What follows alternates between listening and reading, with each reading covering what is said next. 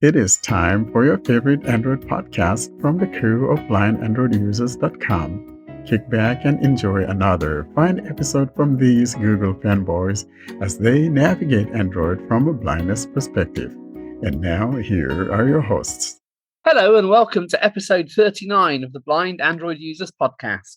I'm Ed Green, and I'm joined this week by my co-hosts Warren Carr, Anna Garza, and Doug Cameron. And we're recording on Saturday, the 4th of September, 2021. It's another busy show for you this week. We have our usual announcements from Austin. Our must-have apps category this week is radio apps. I'm delighted to say that in the spotlight this week, we're joined by our special guest, Gleb Zevkov, developer of the Voxmate app, which has created a stir on our email group this week following its launch. We have another phone review, and it's Warren's Google Pixel 5a. Then we have, instead of our Android Journey section this week, a book discussion with Anna Garza about her new book describing Android commands and settings. And finally, we have the next in Warren's highlights of Talkback series. How are we all doing, folks? Beautiful. Don't touch that dial, Ed. It's all about radio. I don't know what a dial is. You're It's too a little young. funny round thing that used to exist on TVs and radios. I think. He's too young to know what a dial is, but don't touch that dial. Just for clarity, I'm actually not. I had many dials. Most of our listeners don't know what a dial is. Yeah, they probably do. I'm doing well. Excited to be here today. It's kind of like fallish. We've just been having this fallish weather for quite a spell now. I think maybe like a month now.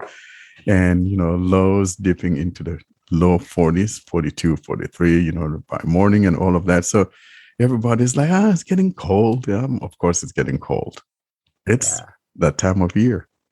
And obviously you're still in your cooling off period. Have you sent back your 5A yet? Because it's junk. That's probably the best phone ever. I'm not sending that baby back home. So stop it. Best phone ever. Oh dear. He likes to rub it in on my 5A or, on my Pixel phones in general. And you know what?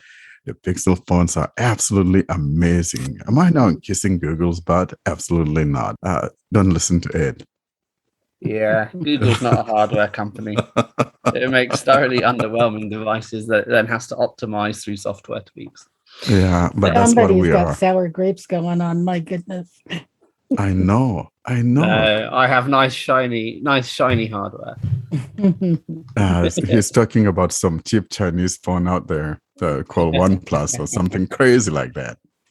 One thing I gotta say about OnePlus, I like their color scheme on their, I believe it was their 7s. Their color scheme was amazing. How's the alert slider working on your Pixel 5a? The switch you have to put it into Do Not Disturb and Vibrate. Oh, no, you don't have that, do you? Oh, that's all that he talks about, the slider. Oh, my goodness. Yeah, forget that. Sorry, I don't want too many buttons on my phone. Hello. That slider reminds me too much of like Apple. Or Fruitvale. Yeah? Yes. Like, I hate that thing. Yeah, you need to appreciate the functionality and not care about the source. Oh no, the functionality's out the window. When you stick it in your pocket and you accidentally flip the switch when you don't want it to, there's a problem. You can't flip it. It's a stiff switch. It doesn't loosen. It's a good thing, to quickly mute or, put your phone in silence or vibration mode and all of that. And I do understand where he's coming from, but you don't have to throw that thing up in my face every single godforsaken time. I'll just throw the 12 gigs of RAM and the 256 gig storage. Yeah, we know Google is so and the stingy. Snapdragon 865 processor. I don't think Google has a phone with that. I think they're on 765 still. Too much about my phone. That's no fair. No fair. Now it's over to Austin for our announcements. What's going on, Austin? So this week we have got 2 announcements for our listeners. One of the announcements is very big announcement, and that is we have got our first ever sponsor. There's a WordPress backup plugin. It's called Updraft Plus, and they have sponsored the show for 2 years. So we thank Updraft Plus for doing that, and we'll have a word from the sponsors in a short time. The second announcement for the listeners is we are nearing 20,000 plays. We have crossed 19,500 plays as of today.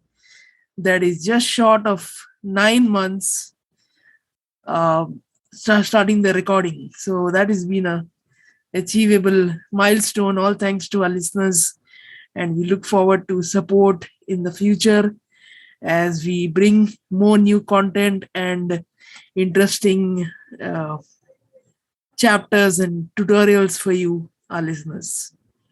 That is it from the announcements section. Thanks very much. And now a word from our sponsor, the world's most trusted WordPress backup, restore, and clone plugin. Hacking, server crashes, dodgy updates, or simple user error can ruin your WordPress site. That is why you need Updraft Plus. Install Updraft Plus to protect your WordPress-powered site by visiting updraftplus.com. That's updraftplus.com. updraftplus.com. We thank Updraft Plus for sponsoring this episode of the Blind Android Users Podcast. And now we move on to our next category of must-have apps. And it'll no doubt be a popular category among our listeners because it's all about radio. And radio is still obviously a popular form of medium or a popular medium in the community. You've got some good options on Android, I think, and we're going to talk about what we use. Warren, do you listen to the radio much on your phone? Radio, like I said, do not touch that dial. And of course, radio is a very important thing. When everything else fails, you have that radio, listen to the radio. I do have some radio apps, and I used to listen to radio a lot, and especially back then, of course, the king on the hill was that TuneIn Radio. TuneIn Radio, however, over the years or last few years, has not been all that kosher because there's something happening here and there. This station leaves and that one, doesn't want to be part of it. Or now I think some stations in France say, hey, we don't want to be recorded. And so now we don't have that recording capability in TuneIn. And to be honest, I don't necessarily care too much about TuneIn, but say whatever you want to say about TuneIn. TuneIn still has the most stations when you compare it to other radio apps. But I do use a couple others like Simple Radio and VRadio. And those are the three that I use. And the reason why I used to like TuneIn is because I like to be able to record, most especially I listen to talk radio. And when I listen to talk radio, there's a particular one that I listen to, and he seems to have a lot of people that come in who are authors and things like that. And I like to record so I know what the name of the books that they were talking about were. But when TuneIn removed that capability of recording, it just kind of dissuaded me from using TuneIn. And I looked for something else and found VRadio. However, that talk station is not on VRadio. And this is the problem. You find a nice radio station or nice radio app, but then your favorite radio station is not there. So it's just a vicious circle.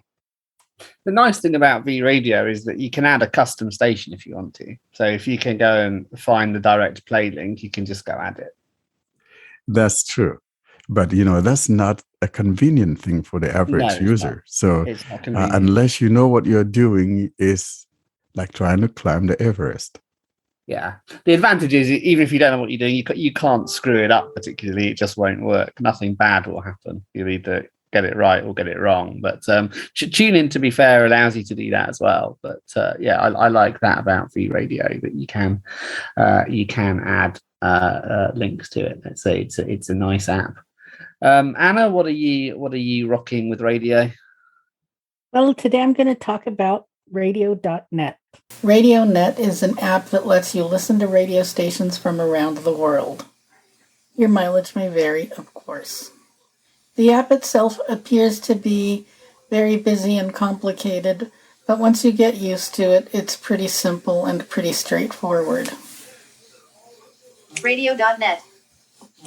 Radio.net. Settings button. Across the top, from left to right, we have a button for settings, Prime. an icon for Prime, so you can buy the app. It's a one-time fee, removes ads, Cast. and a cast button. Now, as I'm speaking, you're listening to Talkback scrolling sounds. This is because the app is tuning and constantly refreshing.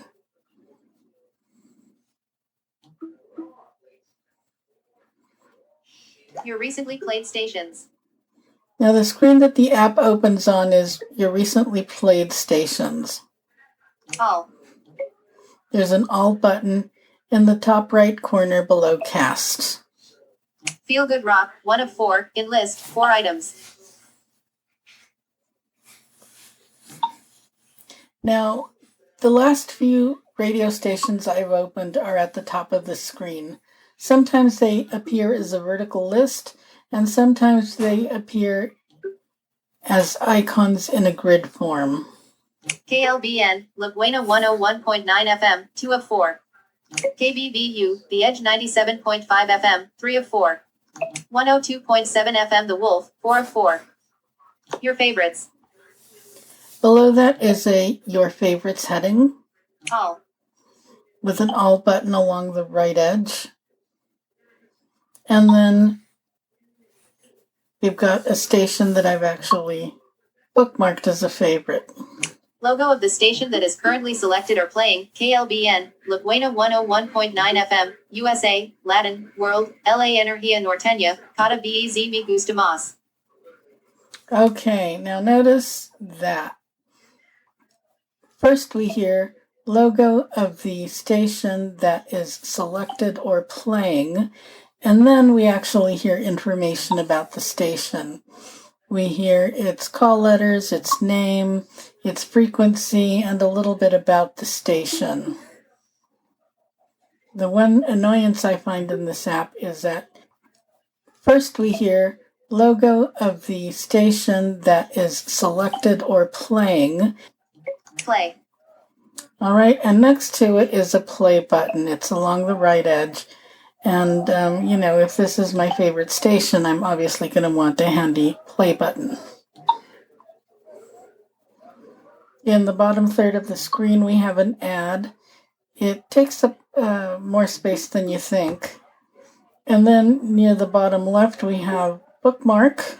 Bookmark item, logo of the station that is currently selected or playing, Feel Good Rock, Dire Straits, So Far Away. I was listening to Dire Straits, thank you. And along the right edge, we have play. So if I were to hit play, we would go back to Feel Good Rock. At the very bottom of the screen, we have some tabs. Bottom left corner is Selected, for you. For you, and that's where your stations are. Radio. Radio. Podcast. Podcasts. Search. Search. We can tap search since we're here. Search. Selected. Settings button. The top of the screen is similar to the top of the previous screen. We have settings in the top left corner. Search. Search, the name of the screen. Search. Cast. Disconnected. Cast in the top right corner. Selected. All. We have some tabs. Stations. Stations. Podcasts. Podcasts. Episodes. Episodes. Songs. Songs. So we can tap one of those to search for something specific.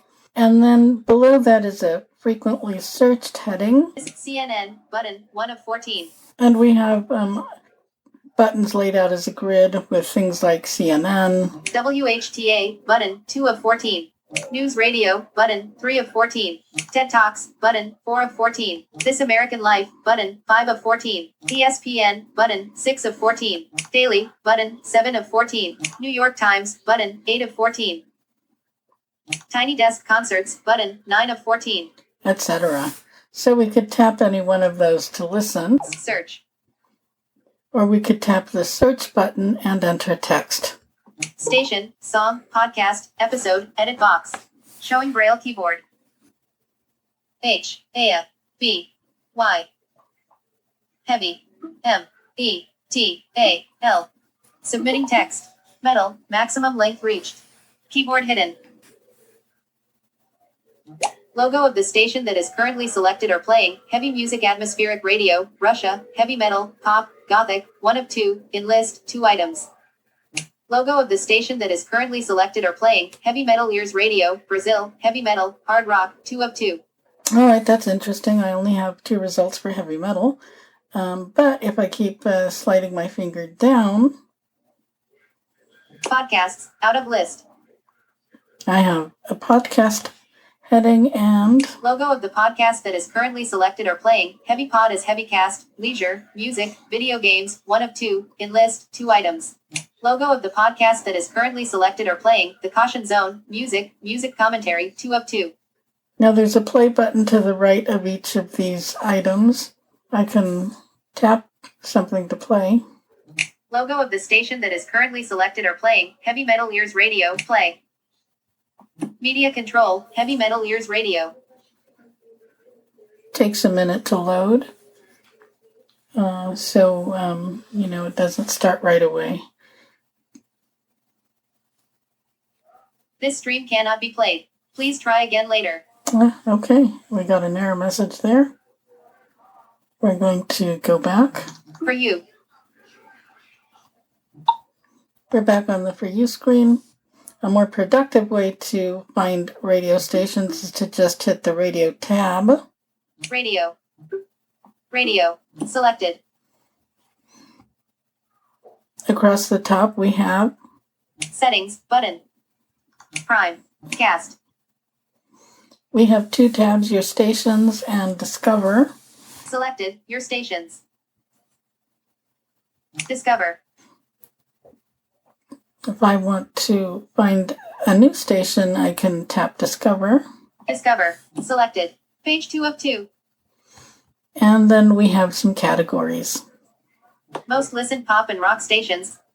All. Today's hits, Hits Radio, 1 of 9, in list, 9 items. Kiss FM UK, 2 of 9.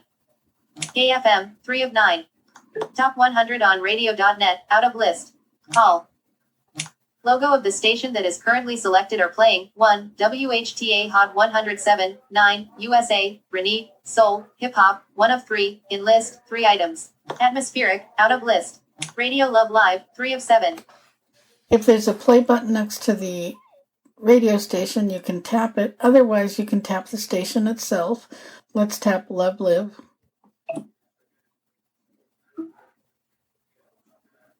Radio Love Live, out of list. Radio Love Live.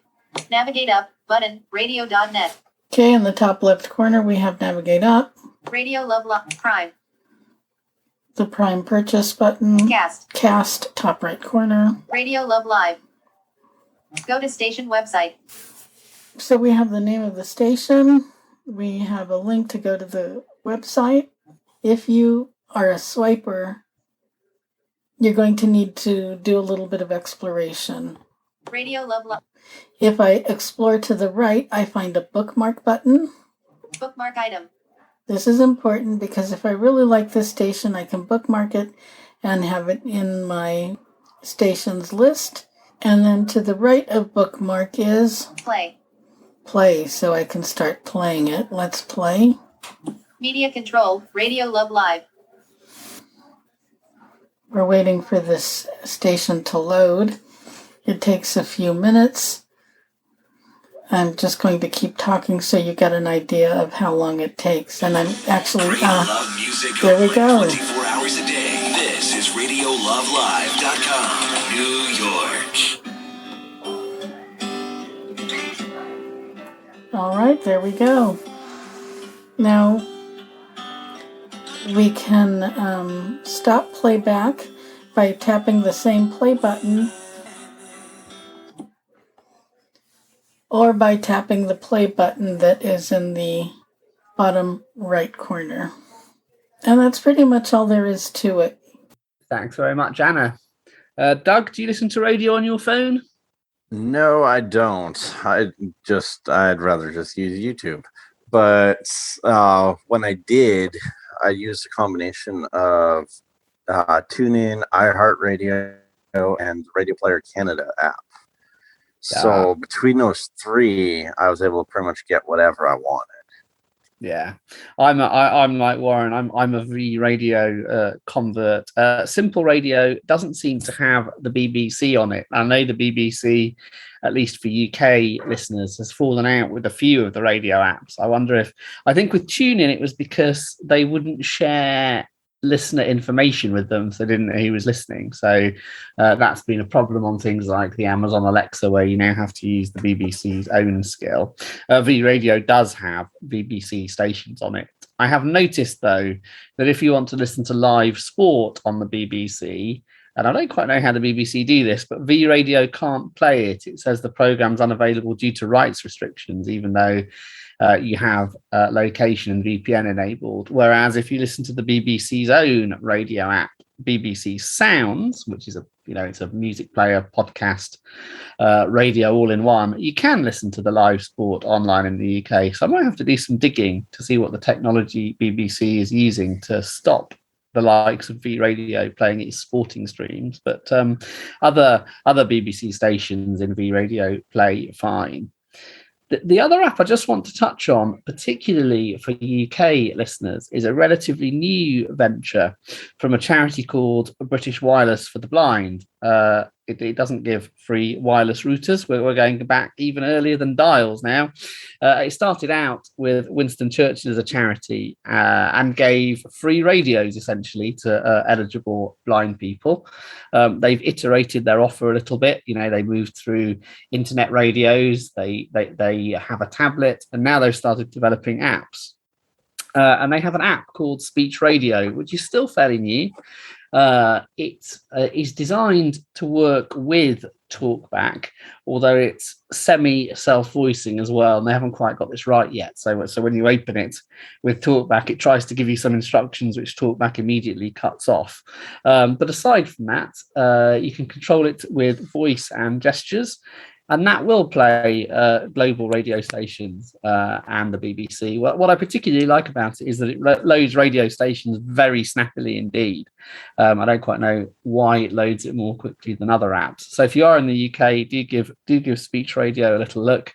Try it with and without Talkback. Once I've opened it, I actually prefer it without Talkback because, as I say, it works by default through voice, and then it will respond itself. And it's to me, it's a slightly better experience without Talkback once it's open, but it will work with Talkback. So just another option there.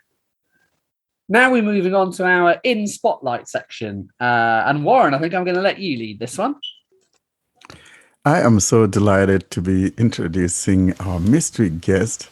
Of course, we've mentioned his name earlier, the Gleb Zevkov of the Voxmate. And, if we talk about simplicity, this is simplistic.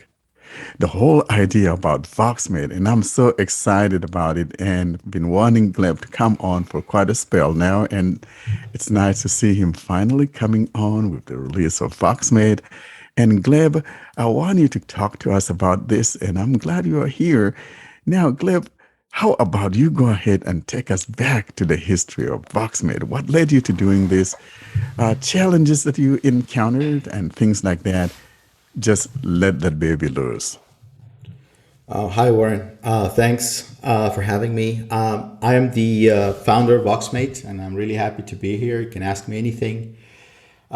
Just to get started with history, it all started about 3 years ago when me and Katya, my co-founder, her father started losing vision, and started losing vision in one eye first, and the doctors didn't quite figure out why. Then the second eye, just came on suddenly. Then when they tried to save some vision in the second eye, they pumped the eye with some goo, and he was completely blind from then on. But back then they thought they might save some vision. So he was, a little bit frustrated, to put it mildly. He was in his 60s. It's a big adjustment. We tried all sorts of stuff. Like we tried putting like audiobooks on MP3 players. We bought cheap MP3 players with one button, like it has a play button, and we put an audiobook on one, and we put around a whole bunch around his bed, and so he could kind of figure out something to do. He was going out of his mind with boredom. First 3 days of the hospital, forget it. He couldn't do anything. And so one thing led to another. We started looking for software solutions. We found VoiceOver. We found Talkback. We bought him a huge iPad, and I personally tried to learn everything, how to use it and so on, and then I tried to teach him how to use it, and it was, we couldn't do it. It wasn't doable. He couldn't figure it out, and it was a very frustrating experience for him as well. So we sat down and decided to make. Initially it was going to be, his primary needs app, and then that was going to be the news and radio and podcasts and just a little bit of entertainment. I don't know, the stars aligned in a particular way that one thing led to another, and we decided to make a platform for applications instead of actually making, this service. Because, let's suppose we were going to do the news, and we would have to scrape the news somewhere where, he reads the news and just present it in a nice way for him. But that scraper might get outdated tomorrow. The website might change, and then the application experience would be broken. So we wanted to kind of build something that has resistance to that type of change, and that's what we set out to do. We made Voxmate so that it's an app platform. It has apps on it. The apps get pushed to it in a way that is similar to like a web page. Maybe if you liken Voxmate to Chrome browser, then every time you visit a web page, you get a new web page, and every time you visit a Voxmate app, if it has been updated, it'll fetch it for you. And because audio applications are, they don't need to be that large. Most stuff in any application, it's business logic, but then it's also graphics and sounds and so on. But our audio applications, they are not that large. They can be quite tiny, and so they work well in this web metaphor. So we started making apps. We made audiobooks. We made file player, so you can put audio files on Voxmate and just listen to those. We made news apps. We made all sorts, and we just kept going. We went to a couple of trade shows in Estonia, in England as well, and showed what we were building, and we saw that a lot of people were quite excited about the simplicity, because we set out to build something that was very simple to use. So there's people who are super comfortable with VoiceOver and Talkback, right? Our own team member, Jacob, he jumped on a little bit later. He's the chair of the Estonian Blind Union, and he's a wizard with technology. He uses his iPhone faster than I can use my phone. But there's a lot of people out there, and we found that out, through going to these trade shows that cannot use Talkback, that cannot really use VoiceOver in any meaningful capacity. So we thought, okay, so what we wanted to do something for everybody. We wanted to make this smorgasbord of services, right? We have news for people like Katja's father, but then for more advanced users, we want to create like a nice experience with an application. Think of it like we're skinning some applications and putting a new skin on an existing service. So this we do with YouTube, for example. We do it with Telegram, for example. So you can send Telegram messages, and we have a nice audio first experience with that. And then we started adding games. We added network games as well, and one thing led to another, and we have this whole big service toolkit now. I can show you around a little bit if you'd like. That'd be fantastic. Is that something? Yeah. Right. Okay, so I have it connected to my computer. Let's see if it works. Voxmate. Phone. Did you hear that? Yes. That's the main menu, right? It says Voxmate and one voice. We're actually trying to play it with voices as well, so that one voice tells you some informational content and other voices for the content that you actually want to hear and so on. And we have this simple system where you swipe up, down, left, and right, up and down, goes up and down a Rolodex of items. Items can be very simple or quite complicated. For example, the main menu has the phone. That's just one word and as simple as it gets. If you want to make a phone call, you go there. To make that phone call, you swipe right, and then you choose who you want to call, and the rest is history. But meanwhile, we can just go through up and down the menu and see what's what. So Entertainment. Excellent. next item is entertainment. Here we have everything from news to YouTube to podcasts and so on. Social. We have a social section. Here we have our own audio forum. The audio forum is like, it's just like any forum, but you don't go, the narration to STT to TTS route. You just record an audio file, and then all threads are just audio of people talking. Games. Social. And another big part of social is Telegram. It's a really nice client. You can just have it on your desk, and it'll announce things, and it's easy way to go around, see the messages and reply to messages, send your location, stuff like that. Games. Then we have some games. We have some single-player games like Sudoku for people who are into that, and we have some multiplayer games like For Colors for people who are into that. We think games is going to be a big thing for us. We're just getting started on it, though. We've made this game center metaphor where you can, come in. There's a bunch of games you can play with your friends, maybe even meet some new people. But we have a couple of games now. We're also working on our own single player game called Voxville. You build your village. You kind of upgrade buildings. Barbarians attack you. It's kind of our own little mind game that we're playing with ourselves. Resources. Then we have the resources tab. It's you have Corona app is there, Knowledgeville app is there. It's more about content and getting information.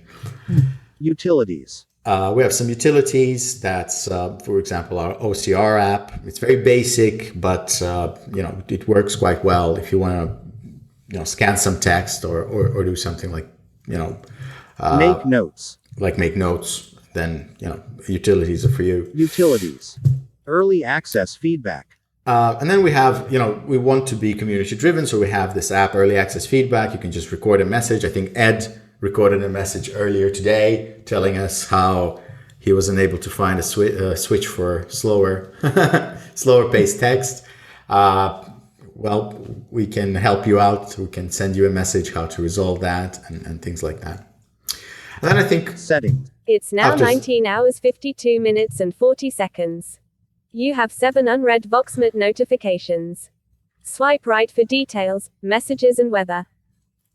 Then you come to these meta fields. So this is a tile in Voxmate. It has a whole bunch of stuff, and it reads you.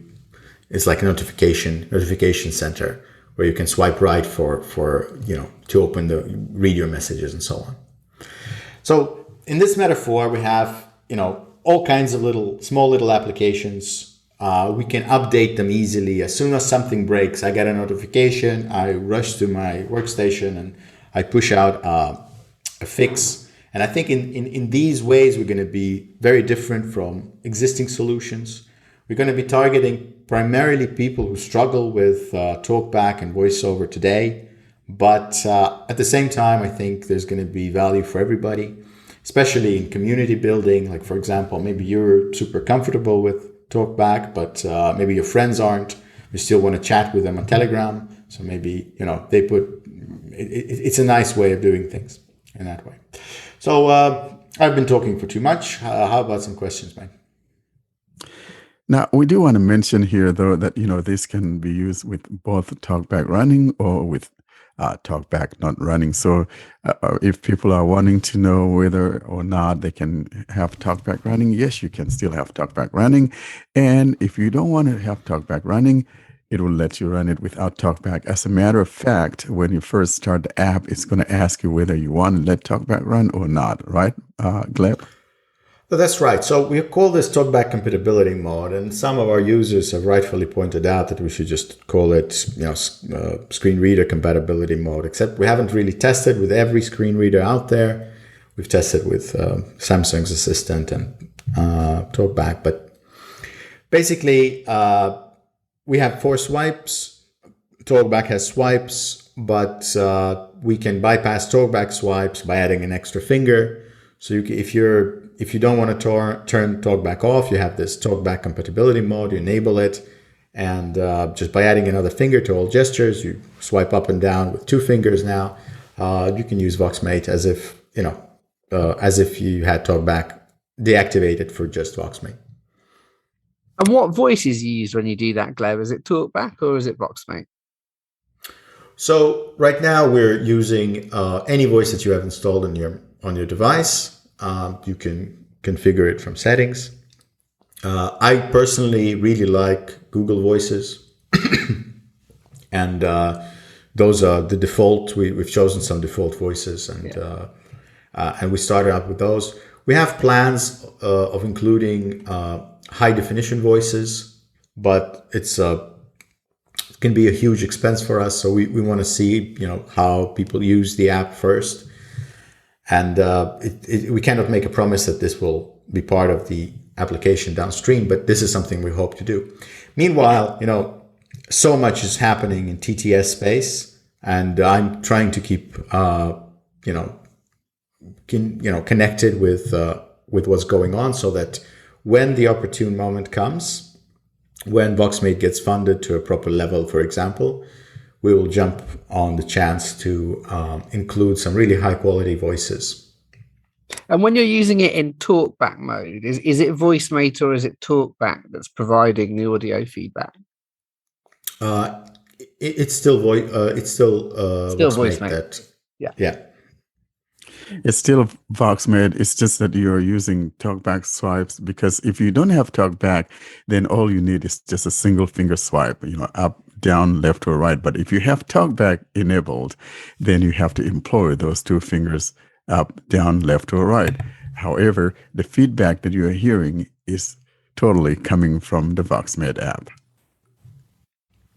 Another question I had, you talked about the problem of deploying something like a scraper, because the website might change and it might not work anymore. Any users of the JAWS research it function can probably sympathize with that. I'm just wondering, unless it's giving away too many trade secrets, how have you fixed that with Voxmate? What's the technological solution to not using a scraper? So we are using a form of scraping for example, to provide the news. It's just much more robust in the sense that as soon as it fails, the developer is notified, and it usually is a minor change on the website. I can fix the application, right away, and I can push the application to all users right away. So, within 10-20 minutes, we'll have a solution in place, and that's we're in a strange situation right now, because all of these websites, they could have been providing us with nice APIs, right? They're just not, for their economic reasons. So we have to find a solution that works in a scalable manner. Similar, I think recently Telegram made a project called Instant View, and their solution is to outsource, creativity to a whole bunch of developers so that they can create the scrapers, and then the scraper can work. When you send a message on Telegram and it has some news article in it, the scraper will go pick it up, check it out, and then put part of the text of the article or the whole article right into Telegram. And they're using a similar technique that we're using to, quickly get those scrapers updated when they get outdated. The biggest problem that we have, I think, in assistive tech altogether with regards to software is that there's a lot of software that gets written on enthusiasm and that gets abandoned. Yes. With Voxmate, we're trying very hard to think about those problems as the biggest problems, and how we can make our software evergreen, in the sense that as soon as there needs to be an update, we can make that update, or we can outsource that update, or in some way make that update possible. Downstream, we're just, by the way, we're 3 people working on this, and it's me, Katja, and Jacob. I'm the developer. Katja is the tester and community outreach person, and Jacob is our assistive tech expert. So right now we're doing as much as possible for 3 people to do. But what we want to do is we want to get funded, and we want to create, like a startup thing where we create much more value, and over years of time we could create something really, really wonderful. Now, one of our next biggest goals is to outsource development to the community at large, and that we want to do with an SDK, so that anybody who wants to make their own Voxmate app can do so quite easily. If you have a friend who's a developer and you want your garage door to open and you want a button for that, for example, well, Voxmate will give you that, a way to make that solution in an easy way. But also, by open sourcing our scrapers and all of those things, we hope to maybe, create that kind of quick fix ecosystem around our own applications. I hope that was clear enough. Now, based on the kind of feedback you're getting and on whatever you observe about usage, what do users seem to be most interested in? What types of apps or activities? Well, right now we've launched 4 days ago, so I think it's really early to talk about statistics. We see that people and different users. Right, what we see right now is different users care for different things. So there's some people who just want the games. They don't want to look at anything else in the app. They just go for the games. They stay in the games. They can play the games. Then some people like podcasts. Some people like Telegram. So right now we're seeing this little. There's no real statistics of that I could answer your question really well. Right now, the smorgasbord of apps seems to be just that. Everybody wants their own little taste of Voxmate. Now, Gleb, let's talk about the big elephant in the room. And you mentioned earlier on that, sometimes some things of this nature come and go.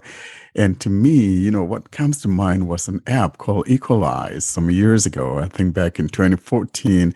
And it was something a little bit similar to this, but a little bit different in the sense that it was more or less like a launcher and Android starting back then, and people finding it easier to use that. But then what happened, though, was that they started to monetize it, and it went really bad because it started like at $70 or something like that. Now, let's talk about that, because this is going to be probably one of the most important things, because people will know what the subscription models are, monthly and annual and all of that. I think that's very important to people. And could we address that a little bit? All right.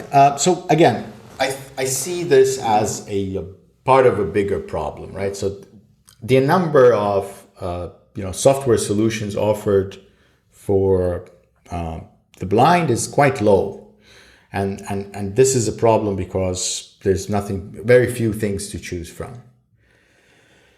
Well, so we're trying to address that as well. We want to see a sustainable way of growing our company, and we want to see that through a subscription model. We've done the math. There's if there's enough users, we can create something that is worth keeping. We start our subscription at right now. It's at 75% off. It's just $3 something a month, depending on your jurisdiction. And we have also a free model where you can use Voxmate for free for several hours per week. And this is, I think, we'll have that right balance of free versus paid. So people who are using Voxmate more, it just makes sense to pay that little bit extra. To us, the biggest challenge is to get as many users on board as possible and to prove to our investors that there is capacity to pay for such applications. And when we jump over the hump, our technology will provide us with the means. So again, if you compare one Android app to another Android app, then you're thinking, well, the developer went through all this trouble to create this application. And then, another developer goes through all that trouble to create that application. We are building a platform such that it will allow us to create audio applications much easier, deploy these applications, make use of other developers and so on. It's a bigger vision, if you like.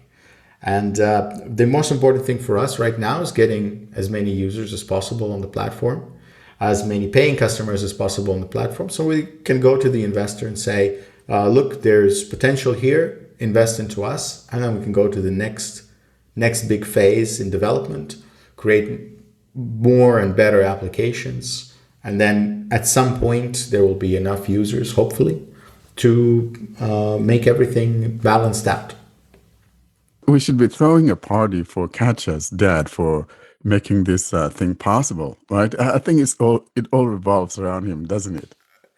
Well, this is how we first got introduced to the subject. So I think we owe a lot to him for this wonderful app, because you guys probably wouldn't have thought about doing this if it were not for him. I mean, it wasn't a good thing that happened to him, but yet in the same breath, it wound up being a blessing to a lot of us blind people, in a sense.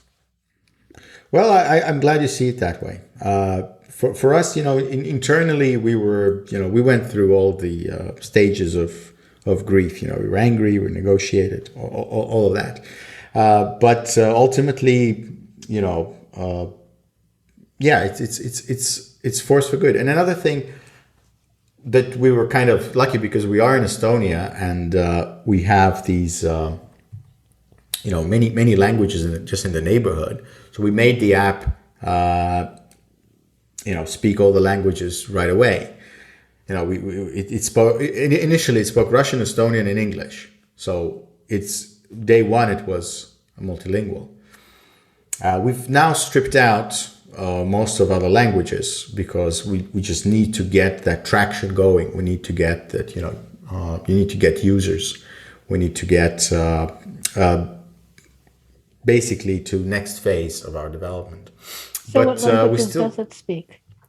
Well, right now it speaks English, but the technology stack allows us, and for example, Telegram speaks all sorts of languages and is smart about it as well. So if you're talking to somebody in English, it'll use an English TTS. If you talk with somebody in Russian, it'll use a Russian TTS. So we try to be clever about things like that. Mm-hmm. Now, going forward, making localizations of Voxmate is going to be easy for us. So we were looking at Spanish, we're looking at all sorts of language groups here in Europe. I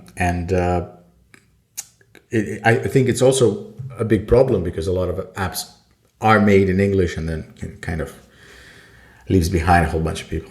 Mm-hmm. So I think, though, that, besides Katya's dad, I think the magic word here also has to be, what would you think that magic word would be, Gleb? Well, I would say Estonia is the magic word. I agree. Because, something good came out of Estonia, right? A lot of good stuff came out of Estonia. Come on, man. Don't let me get all defensive from my home country, man. But this is by far and away the most important software package to come out of Estonia. Forget Skype. I'm gonna catch so much flack for this. Voxmate, way more important than Skype. You heard it here. Microsoft is hiring Skype anyway. So, you talk about sustainability, Warren, and blindness apps. Skype's going. So if only we it's not could just blindness apps. have a fraction of what Microsoft paid for Skype, dump on Voxmate, we'll be sitting pretty, Absolutely. The social media elements. You mentioned audio, forum, and Telegram. You've got Reddit as well. How easy is it to add other ones? Warren is a massive Facebook fan. Never off book faces, Warren. Every day, aren't you, Warren? Love it. Oh my head just fell to the floor because So can you add book face? Yeah. I don't show my face on Facebook. So you search for me and you'll be searching in vain because you're not going to find my knucklehead up there on Facebook. Let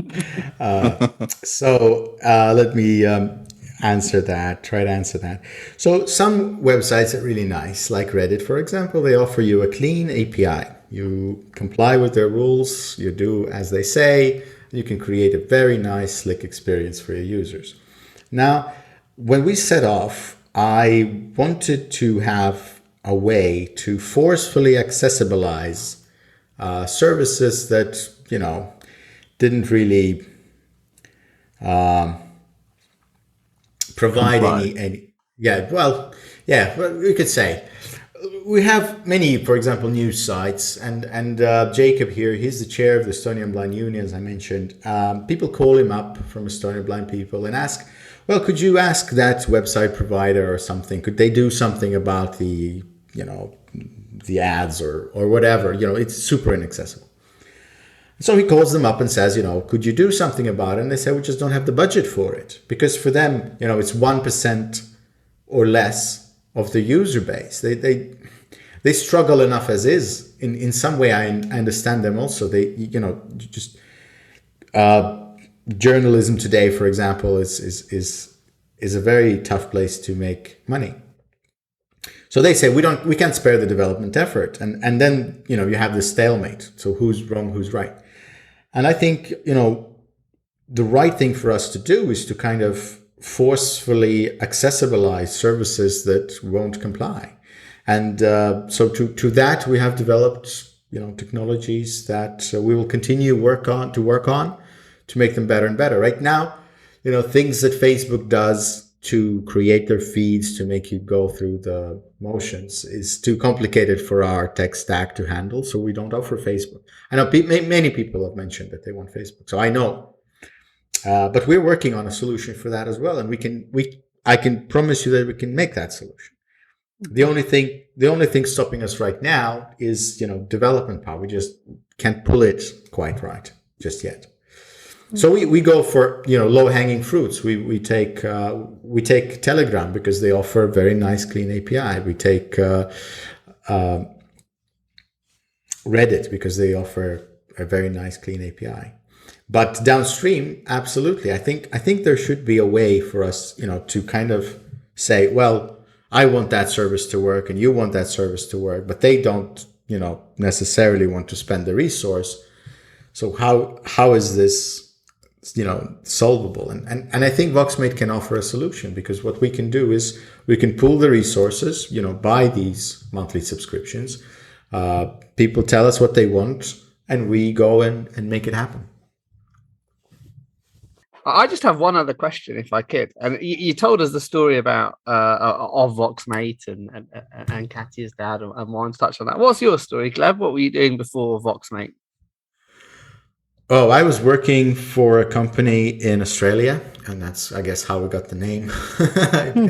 Everybody says, make this, make that. And I guess on some kind of, in the back of my mind, it was on top of my mind in another way. So I was a developer.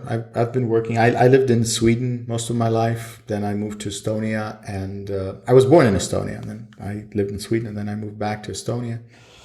I worked as a developer. I worked on many startups, and I found myself, working on one way or another. And this is a very sad story on some might be far removed, but it was still some kind of banking scheme. Like either it was debt collection or something, it just didn't feel right. And so I quit my job and I decided to work on this instead. And that, was very expensive. Very expensive journey for me. I bet. But it does feel much better. Thank you so much, Gleb. That has been a wonderful story and a journey, quite a journey there to talk about, and seeing where you guys are here today. Because I remember, was that last or 2 years ago when you first had that thing, and we were excited about it, and then you guys went quiet for a while. We didn't know you were cooking something up good, and you came back with something really good. So we really appreciate you and Katya and Jacob, and our thanks to you guys. And by the way, people can listen to our podcast right there on Voxmate, can they? Yep, absolutely. I just added this podcast to my favorites right before coming here. Great. So you guys make sure you use that Voxmate Find Blind Android Users podcast there and listen to us. And we're thankful to Gleb and his team for doing this. Gleb, thank you so much for coming. Yeah, thank you so much for having me. Yeah. And the other thing I just want to say is that you can win a subscription to Voxmate. Is that an annual subscription, Gleb, or a monthly subscription? What are we giving away? We'll make it a permanent subscription. Oh, a permanent subscription to Voxmate. Wowzers. That's really good. So all you need to do is you need to email contact us at blindandroidusers.com. Where's Austin when you need him? Contact us at blindandroidusers.com. And you need to tell us the magic word, which Warren and Gleb snuck into that interview. Do that and win a permanent subscription to Voxmate. Make sure you email us from your Gmail account. Or from your Play Store. Yeah, from your Play Store account. That's right. In other words, be sure that the email address that you will be giving us has to be that which you use for your Google Play Store. That is the one you are installing Voxmate from. That's right. It's good catch, Anna. Thank you. And now we have Warren's review of the Pixel 5a. Today, I will be unboxing the Pixel 5a that was announced last week. Mine just got here. And unlike many, I am not interested in focusing on the box. I am more interested in focusing in what is in the box. In other words, it's the phone that I'm focused on. Let us, though, go through some of the specs and give you a recap of what the specs of this phone are. So, this phone is running the Qualcomm Snapdragon 765G, and it has 6 gigs of RAM, 128 gigs of internal storage, 6.34 screen size, and on the back of the phone, there are a couple cameras. There's a 16 megapixel ultra-wide camera and a 12 megapixel regular camera. For those of you that like taking selfies, in the front, we are equipped with an 8 megapixel punch hole camera. When it comes to battery, there's a 4680 milliamp battery powering this device. And there's an 18-watt wired charging. Those are the main specs of this phone. I will now grab my pocket knife and open up that box. Let's see what we got. All right, there we go.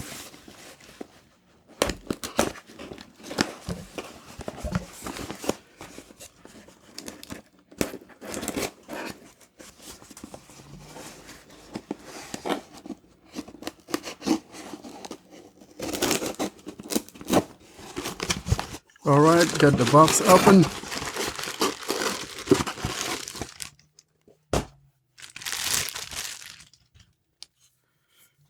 All right, and the box is typical of any Pixel if you've ever had a Pixel device. Same idea. At the bottom, little tear off, so you could tear off the little thing that is holding the box together so you can open the box. I just did that. And now I'm going to pull the top of the box off. There's that gorgeous phone sitting in there and saying hello. I typically would have both a tempered glass and a case ready for my phone, but the one I ordered has not arrived. But I thought I'll just go ahead and unbox this phone anyway. So there's the phone, and it only comes in black, so I got a black one. And of course, it's lying in the box with its back facing out. So the camera there is on the top right-hand corner, and slightly below that in the middle is the fingerprint reader. And that's it. Of course, everything is the same. You got a headphone jack on the top and your power and volume keys on the right side of the phone. I believe it has some charge, so I'm going to turn it on. Like I said, I'm not interested in what is in the box because I know it does have the charger. Yep, there's the charging block in there, and this is probably the last one that Google is giving us, as the Pixel 6 is not going to be having one. So I have that 18-watt charger in there. Now I'm going to turn the phone on. And by the way, this thing comes running Android 11. And just imagine that either at the end of next month or early October, we will be getting Android 12. Google should have just waited, because when I get Android 12, it's going to be counting against me as receiving an OS update. So I'm not very sure about that. Anyway, so it is coming on. I hope I have enough battery on there. And since it's running Android 11, one could either enable accessibility by either holding the two volume keys or by simply putting down two fingers on the face of the screen and enable accessibility that way. And by the way, even though the phone is metallic, because of the coating, you would think it's plastic. All right, I'm going to hold down my two volume keys. Or actually, I'm going to try the two finger hold down instead, see what happens. Putting my two fingers down. Continue touching the screen until you hear a beep to enable accessibility mode. Talkback tutorial. And by the way, I haven't peeled off the covering on the face of the phone, so you may be hearing it a little bit muffled because I want that thing clean so that when I get my tempered glass, hopefully next week, early next week, then I'll just put it on. So I'm not peeling off that plastic from the face of the phone. Of course, it brings up the Talkback tutorial. I'm going to find the exit and exit out of that. Now, at the bottom left is the back key. I'm going to tap on that back key to exit out of this Talkback tutorial. Back button, out of list, navigation bar. Hi there. Language, English, United States button. Double tap to activate. I tapped on the back button and I am now in the main UI, that is the startup wizard, where I could now set up the phone. By default, of course, it's running English United States, so I'm just going to tap on the get started or whatever the case may be. Start button. Double tap to activate. And the start button is at the bottom right. Connect to mobile network. If you have a SIM card, insert it now. I don't have a SIM card, so what I'm going to do is I'm going to actually try to use eSIM instead. Download a SIM instead, add a number using eSIM. The SIM card tray is located on the top left edge of your phone. Use the SIM ejection tool that comes with your phone to eject the tray and insert a nano SIM card. Once you insert your SIM card, it may take a few seconds to activate. I believe that I find where the SIM tray is. It's on the left side of the device toward the bottom. So like almost toward the bottom is the SIM card tray. To be sure, even though I'm absolutely certain that this is what it is, I'm going to grab a little SIM ejector that I have in my drawer and pop it out to be sure. Let's see what I find.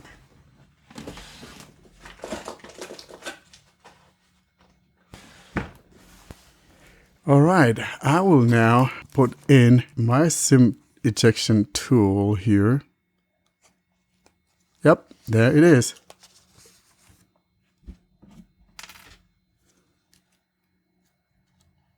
There it is.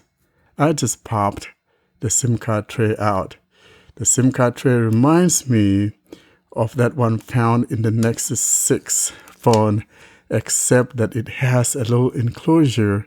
It is not all the way open like that you find on the Nexus 6. So I'll put it back. So now I'm going to tap on the download eSIM instead. Download a SIM instead. Add a number using eSIM. Double tap to activate. Download your SIM. Connect to your mobile network by downloading the info that's usually on a SIM card. This replaces standard SIM cards and is just as safe. All right, so I'm going to find the next and tap on it, so it'll take me to the list of wireless networks from which I will choose my wireless network. Next button. Double tap to activate. Connect to Wi-Fi. Connect to Wi-Fi in list. And mine is called the Mesh. The Mesh Wi-Fi signal full secure network. Showing password keyboard. The Mesh. Editing password edit box. And now I'm going to mute and put in my password, and I'll be right back. I just finished typing in my password to my Wi-Fi, and I will now tap on connect. Connect button. Connect to Wi-Fi. The Mesh saved Wi-Fi signal full secure network in list. Symbol keyboard hidden. Getting your phone ready. This may take a few minutes. Gboard updating your typing experience. Service updating digital well-being. Checking network info. Confirm your network. On this screen, I'll be choosing my provider, and here are the list of providers that support the eSIM. AT&T in list. Google Fi. Sprint. T-Mobile. Verizon. Use a different network. Double tap to activating in a store. If a representative asks for your read, you can. So that's the list, and mine is the Google Fi. So I'll find the Google Fi, which is like the second one, and tap on it.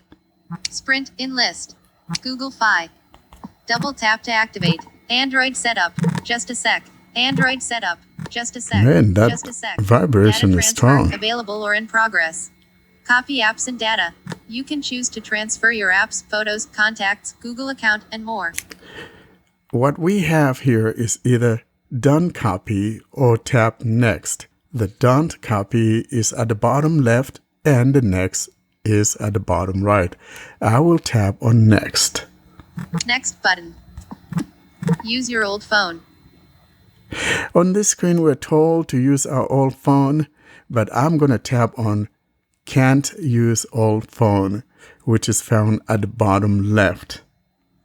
Can't use old phone button. Tap on this. Alert restore data without old phone. You can restore more data, including photos and videos, if you use your old phone. To restore data without your old phone, sign in with your username and password on the next screen. And I'm going to tap on OK, which is in the middle of the phone on the right edge. OK button. Just a sec. Android setup. Just a sec. Account setup. Checking info. Google Play services. Checking info. Sign in with your Google account. Learn more. Sign in. Sign in with your Google account. Learn more. Web view. This is where you sign in with your Google account, and I'm going to pull out my other phone and keep it handy because I'm going to be using the two-step verification and have it send me the authentication to my other phone. And this is when I type in my email and password. I'll be right back. I'm going to use my other phone now. Just for no, it's not me. Button. Yes, no, it's yes. Button. Yes. Button. All right, I tapped on yes, and it should be signing me in. People who have your number will be able to connect with you across Google services, for example, via video calls and messages. And I don't care. Google will And here you could either tap yes or skip. Basically, hey, can I use your phone number? Identify you, blah, blah, blah. I tap skip for now. Next. We publish the Google Terms of Service so that you know what to expect as you... Is all that agreement, and there's a I agree or I'm in toward the bottom on the right hand edge. I agree button. I agree. Getting account info.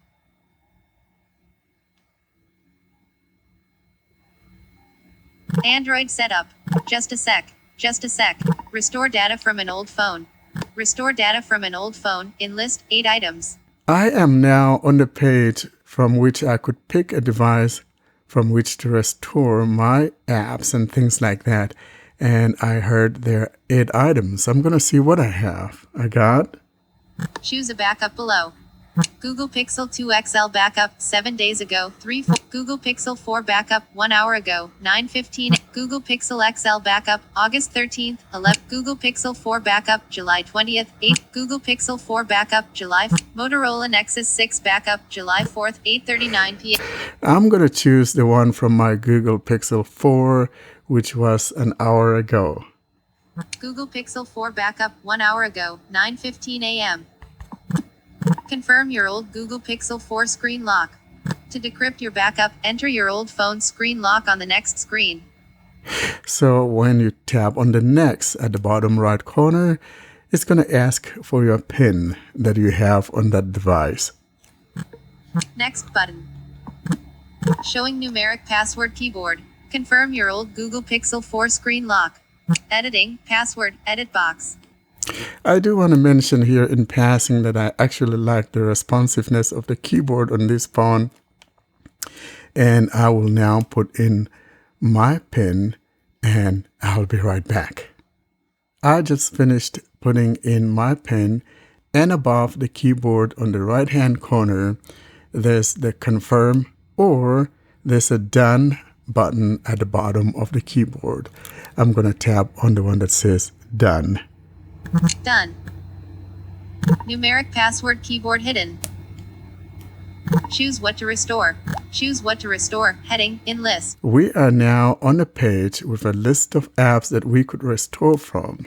And you can choose the ones that you want or simply tap restore at the bottom right corner and it will restore all that you have.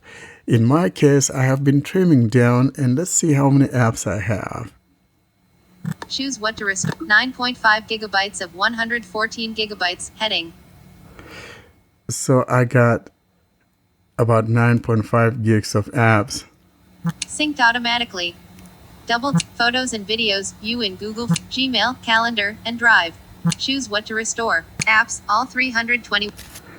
So we have all apps 321 and check contacts, checkbox. Your contacts. Double tap to check device settings, checkbox. And the device settings are also checked. So now I'm simply going to tap on restore. Restore button out of completing setup Google Play. Restoring. You can continue setting up your Pixel. Restoring. Android setup. Collapsed backup to Google Drive. Easily restore your data or switch devices at any time. Your backup includes apps, app data, call history, contacts, device settings, including Wi-Fi passwords and permissions, and SMS. Your backups are securely encrypted and uploaded to Google. For some data, your device's screen lock PIN, pattern, or password is used for enhanced protection. And then below that, we have the one about location. Collapsed, use location, allow apps and services with location permission to use your device's location. Google may collect location data periodically and use this data in an anonymous way to improve location accuracy and location-based services. There's a check mark or switch to the right of that on the right edge of the phone, which by default is turned on. I'm going to uncheck that, or I'm going to turn off that switch for now and then give permission as I so wish as to giving them a blanket approval. I'm going to turn that off. Off. Showing items 1. All right. Collapsed, allow scanning, allow apps and services to scan for Wi-Fi networks and nearby devices at any time, even when Wi-Fi or Bluetooth is off. Off switch for allow scanning, disabled.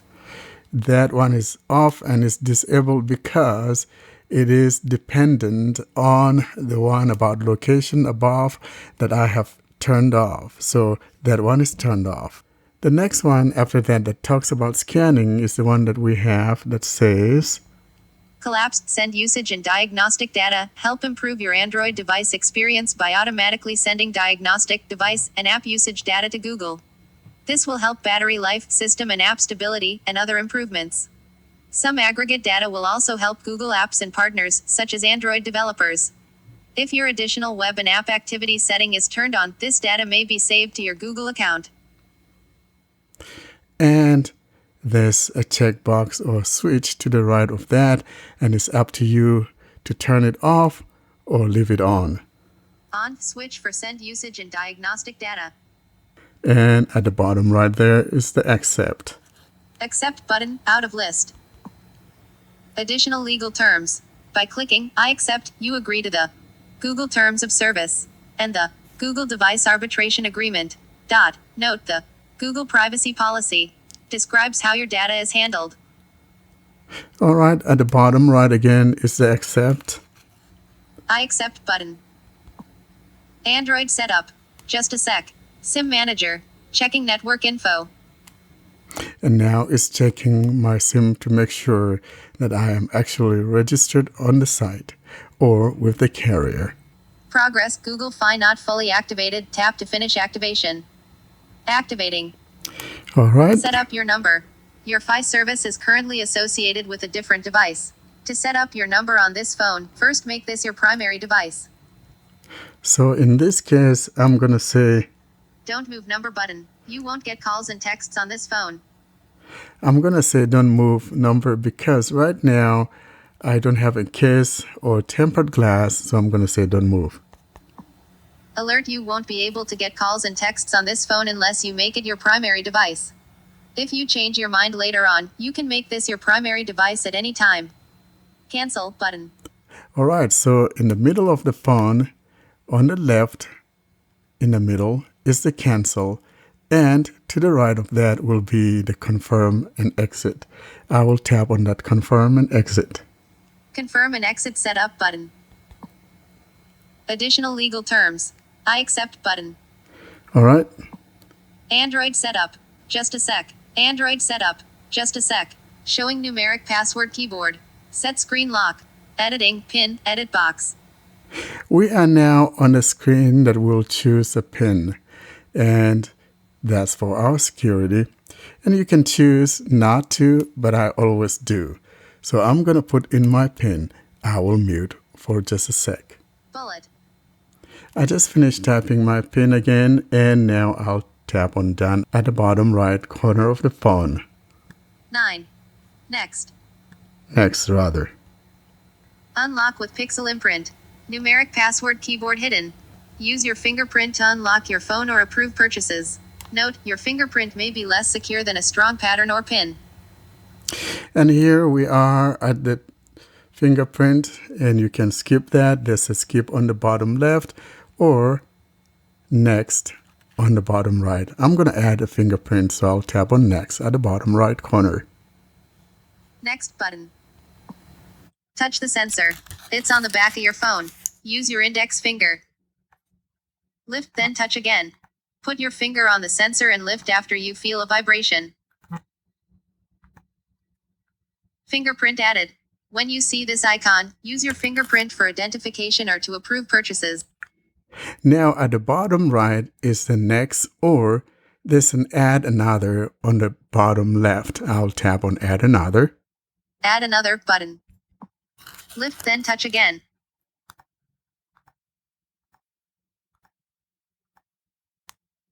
All right. Fingerprint added. Fingerprint added. I'm just going to click on next for now. Next button. Android setup. Just a sec. Continue setup. Keep going to get your phone fully set up.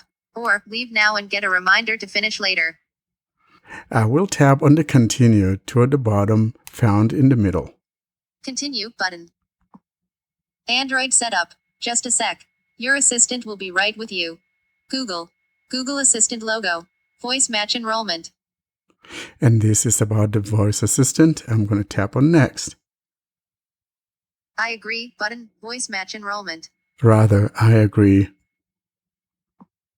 Your assistant can already recognize your voice. All right, so now I'll tap on continue or next at the bottom right corner. You can view or next button. Android setup. Just a sec. Google, confirm a few quick details and you'll be all set to make fast, secure payments with your phone. Google Pay. Okay. Skip button.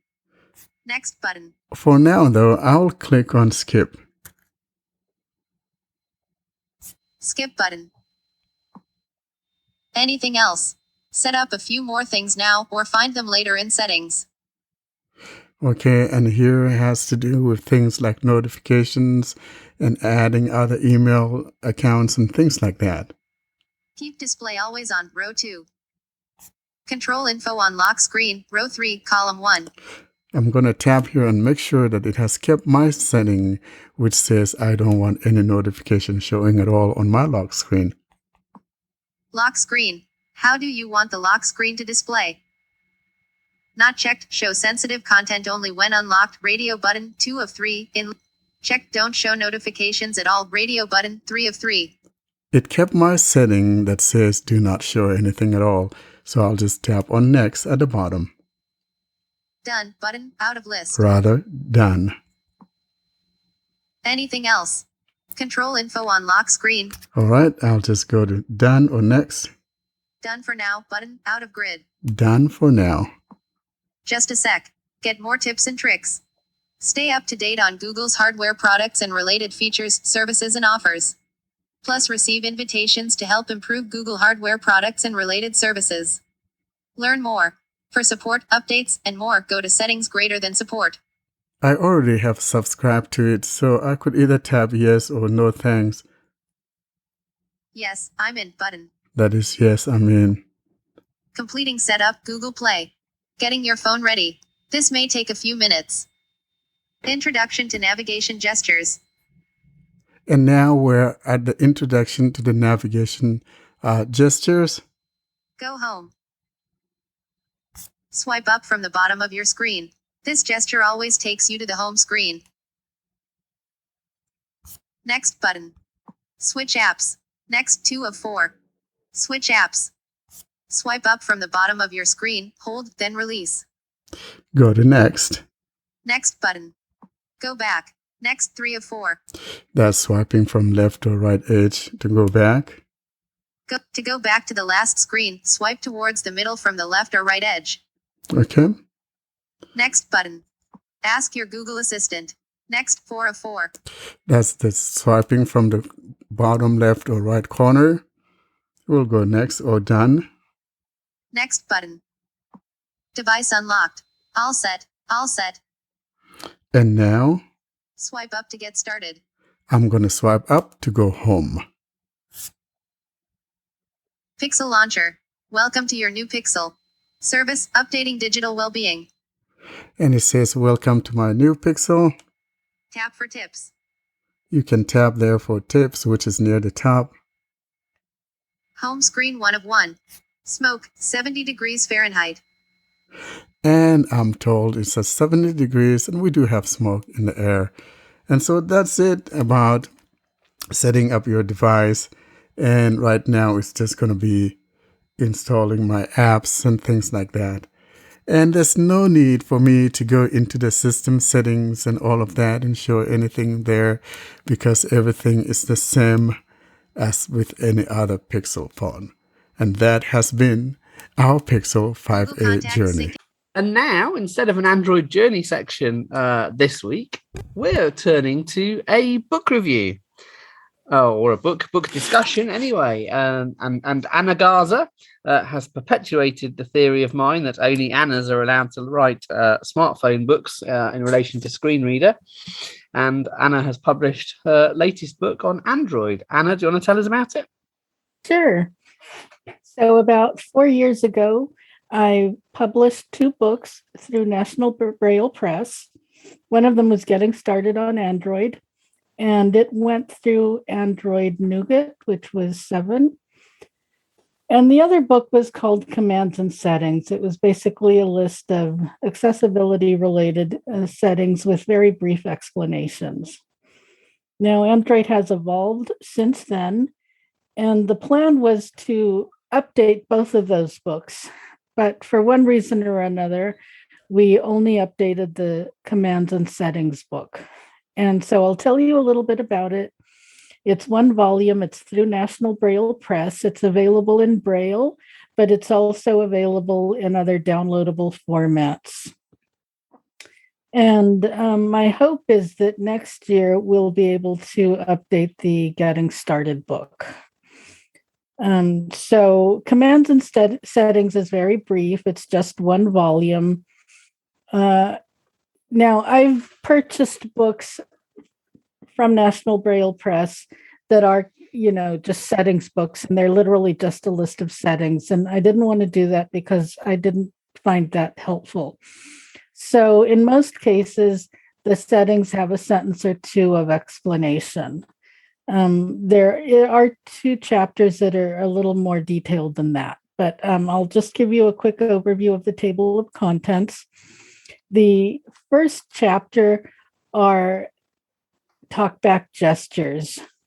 Talkback has recently grown a lot. It's gained a lot of new gestures. We have the multi-finger gestures. So if you are familiar with Talkback, you know that we still have our original set of gestures, the right angle gestures, the scrubs, and the 1 and 2 finger gestures. But now we have more 2 finger gestures, and we have some 3 and 4 finger gestures. So this book includes all of them and tells you what they do. And basically each chapter is divided by headings based on what you find in the menus.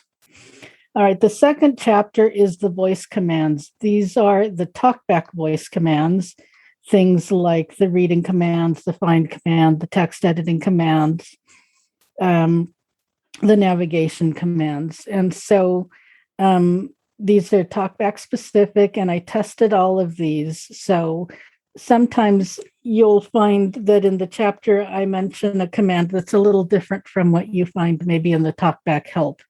And so I went through and I tested everything, and I used the commands that I found worked consistently for me.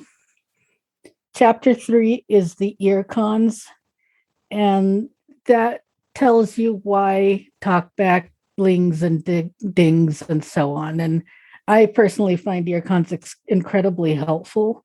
A lot of times I'm busy doing things at work, and I don't have the ability to actually focus on what my cell phone is saying. So I base my judgment about what's going on the ear cons. And so I have a description of that. And then in chapter 4, we go through all of the accessibility settings.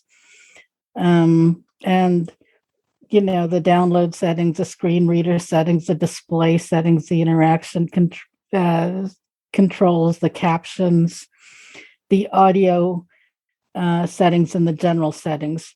Now, some of those settings do not apply to us specifically. For example, captions refers to closed captioning and things of interest to people with hearing disabilities. What I've noticed is that the hearing disabilities settings aren't necessarily compatible with Talkback. So somebody who is deaf and blind wouldn't necessarily be able to use their phone well. I hope this changes. So while I described what the caption settings do, I didn't go into a lot of detail about that at all because I wasn't able to use them and I wasn't able to test them well. Chapter 5 is Talkback settings. We have a lot of those. Chapter 6, the low vision settings. Now, this chapter picks up from different parts of the interface. It picks up from display settings. It picks up from accessibility settings. It picks up from wallpapers. But I wanted to put all of the settings that are useful to low vision users in one place. So if they do get this book, they're not having to scroll around through all these Talkback settings if they don't use Talkback as much. Chapter 7 are hardware keyboards. So these are settings that are both general and accessibility specific. So we have settings for things like text editing or for launching specific apps like your default messaging app, that kind of thing. But we also have settings that are specific to using Talkback, how to open the context menu, for example. Chapter 8 is the only chapter that isn't just a list of settings. It's more like a chapter from a book, and it talks about Braille. In the first edition, we only talked about Talkback. In the first edition, we only talked about Brailleback. In this edition, we talk about Brailleback, but we also talk about the Talkback Braille keyboard, how to use it. And in the Getting Started book, I wasn't able to squeeze this information into the text. So when I wrote the Commands and Settings book, I wanted to make sure we had a chapter that explained how to do that. So that's the only chapter in this book that sounds like an actual chapter. This book also has some appendices that cover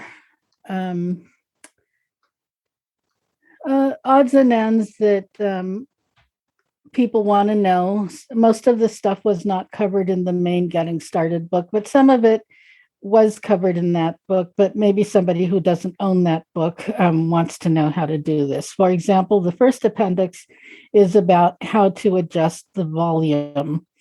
That's the accessibility volume, the media volume, and the ringer volume. Appendix B is about how to connect, say, a thumb drive to your Android and access what's there.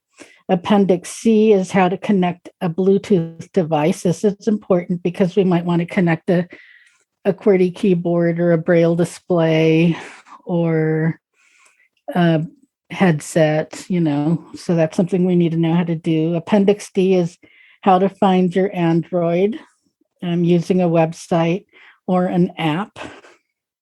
Appendix E is how to manage file transfers. And I included instructions both for transferring files between your Android and your Windows machine and your Android and your Mac machine. So this is information that I hope is useful. This book is not for people who don't know how to use Talkback. This is for people who know how to use Talkback, but maybe want to use it better. They want to know what more of the gestures and ear cons and commands are. So again, this is Commands and Settings, and my hope is that sometime next year we'll be able to update the other book. Thanks, Anna, and certainly the Getting Started with Android book was the reference book that I bought when I picked up. I think it was my second Android phone running Oreo to get to know how to use it a bit better. The settings book sounds thoroughly comprehensive, available from National Braille Press, as you said. And I think certainly the download version, is it $12? Around about that? About that much. I don't remember exactly, but that sounds about right. I think that's about right. And the old Getting Started book, the Nougat book, is that still available, or have you retired it because you think things have moved on a bit too much? I believe that's still available. And to be honest, if you're struggling with Talkback, that will still work because a lot of that information still applies. However, the platform has evolved. One of the things I'm noticing as I'm revising that book in the hopes of getting it ready for next year is that I'm cutting all kinds of stuff out about, what to do if you have a pre-lollipop device and blah, blah, blah. So, we have evolved and it is time for a new book, but that book will still get you through in a pinch if you're struggling. Yeah. Well, I'm glad you said it's still available because a lot of the fundamentals are still in place, and I think there's still uses for that book if people can still get a hold of that. But as Anna said, you might not have too long to wait for an update. Yeah. And, most especially, now we have blind Android users in the gap there, most especially for those of you who are just getting started with Android. This is why we exist for both the advanced and the layman, right? So Yeah. use both, and I tell you, you'll be golden. And thanks, Anna, for doing all of that, and looking forward to when you get this thing updated. Most especially next year, we'll be jumping to Android 13 and all that good stuff. So definitely, it's a lot of work there for you to get done, girl. Thank you. And now we have the next in our series on the highlights of Talkback from Warren. Hi. For the past 4 or so weeks, I've been bringing you highlights from Talkback. This week, however, I want to take a little break and delve into something that people have been having problems with, and that's the changing of granularities using the 3-finger gestures. This is something that could be a little bit controversial depending on what side of the aisle you want to come down on. I personally think that the 3-finger gestures is not necessarily bad. However, I think it was badly implemented. It was overly duplicated, as there's no need using it from up or down and then again duplicating it by swiping from the side or things like that. And so as a result, people are having difficulty using that and finding out that they are triggering some other actions instead of the desired change of the granularity. I do want to mention here in passing that when you're changing these granularities using the 3-finger gestures, whether you're swiping up or down or side to side, that you try to stay in the middle. In other words, stay in the middle of the phone and do not go too far to the right or too far to the left or too far to the top or too far to the bottom, but stay in the middle of the phone. If you do that, you will get a surefire every single time. However, if you don't, you may wind up triggering something else. I will demonstrate exactly what I'm saying and why I prefer what I dub the scrubbing 1-finger gesture in changing granularities. Now, here's what I'm talking about. I'm sitting on my first home screen. I will now swipe from the middle of the phone, and it needs to be a very short swipe, not too long. Don't pull it down too far down. So from the middle of my phone, I'm going to swipe down with 3 fingers. Headings. I'll swipe again, 3 fingers. Controls. Now I'll swipe up with 3 fingers from the middle of the phone. Headings. Swipe up again. Paragraphs.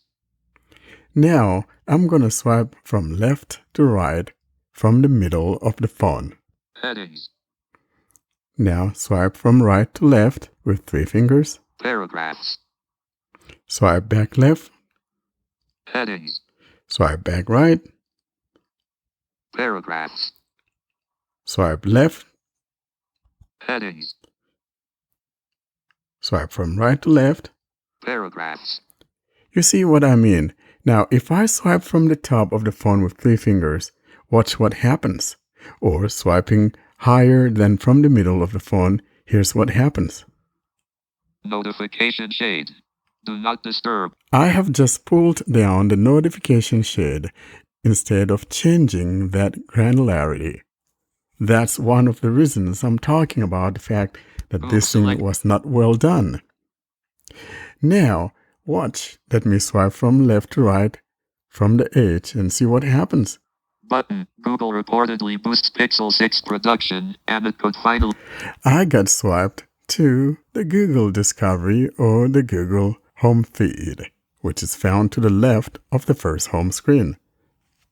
So, again, if you're going to be using the 3-finger swipe up or down or left or right, be sure that you are doing that from the very middle of the screen and make your swipes very, very short. And now, here's the surefire that I'm talking about, that is using 1 finger and doing the up and down scrubbing motion. I will do an up-down scrub. Words. I will do another up-down scrub. Characters. Now I'll swipe down and up. Words. I'll swipe down and up again. Paragraphs. Now swipe up and down. Words. Swipe up and down. Characters. And that's a surefire. Now, after settling on the granularity that you want, For example, if you're changing to word or character granularity and you want to spell that word, or you want to read word by word or character by character, for example, then after settling on the granularity that you want, then you swipe down. I'll give a quick example. Pixel Launcher. Button. Google reportedly boosts Pixel 6 production, and it could finally break through. Heading. Enlit. So now I want to read that either word by word. So I will scrub up and down till I get to where it says word. Controls. Headings. Paragraphs. Words. Now I'm going to swipe down. I'm not scrubbing, but simply swiping down. Google. Swipe down again. Reportedly. Swipe down again. Boosts. Now I'm going to swipe back up to Google. Boosts. Swipe up again. Reportedly. Swipe up again. Google. So I'm now on the word Google. Now I'm going to change it to character. So I'm going to swipe up and down to change from word to character. Characters. Now I'm going to swipe down. Capital G. Golf. Swipe down. O. O. G. L. E. Space. That's how you go about doing the granularities and then spelling out either word by word or character by character. And that is true for things like words, characters, lines, and so forth. When it comes to headings, however, once you swipe down to a heading, then to read that heading, you want to swipe from left to right. And now you know how to go about changing those granularities based on the one that works best for you. As for me, I prefer using the up-down scrub or down-up scrub using one single finger to change my granularities. That has been the tip of the week. Thanks, Warren. And when are you going to start co-hosting the CSR tips that Mariam does? I think that Miriam would love for me to be part of that CSR. She'd probably throw me a party. But for now, though, I think I'm going to pass on that because I'm a talkback boy and all through and through talkback. So, Miriam, if you're listening, I'm sorry, my dear, but I'm not joining you in that party. Talkback boy running on his Pixel phone. Thank you for that little tune there, Ed.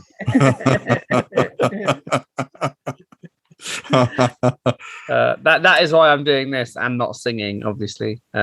People will realize how bad a singer I am. But it seemed to scan, so I thought I'd do. Oh, my. That's been wonderful. And that's all we have for you this week. Austin, how can people find us? If you want to get in touch with us, you can send an email to contact us at blindandroidusers.com with your questions, feedback, whatever you have. And we will answer your questions on the podcast without reading the name and all those things because the episodes is that way very long. So we'll try to save some time and answer your questions. We will make tutorials on whatever possible. You can see or listen to all the previous episodes by visiting blindandroidusers.com. You can listen to us on YouTube by visiting youtube.com/blindandroidusers. That is one word. Join us on a mailing list, Blind Android Users, plus subscribe at groups.io. Join the Telegram link, Twitter link, follow on Clubhouse, and subscribe to the YouTube channel. The link for that will be in the show notes. So till then, everyone, it's bye from me for this week. I will see you next week. That's great. So from me, see you next week and goodbye. Bye. Bye, everybody. Looking forward to seeing you next week. And that has been another episode of the Blind Android Users Podcast. As always, we appreciate hearing from you. You send those email messages to contact us at blindandroidusers.com. For those My Android Journey stories, we encourage you to send those to myandroidjourney@blindandroidusers.com. Until we see you in our next episode, you have a wonderful day.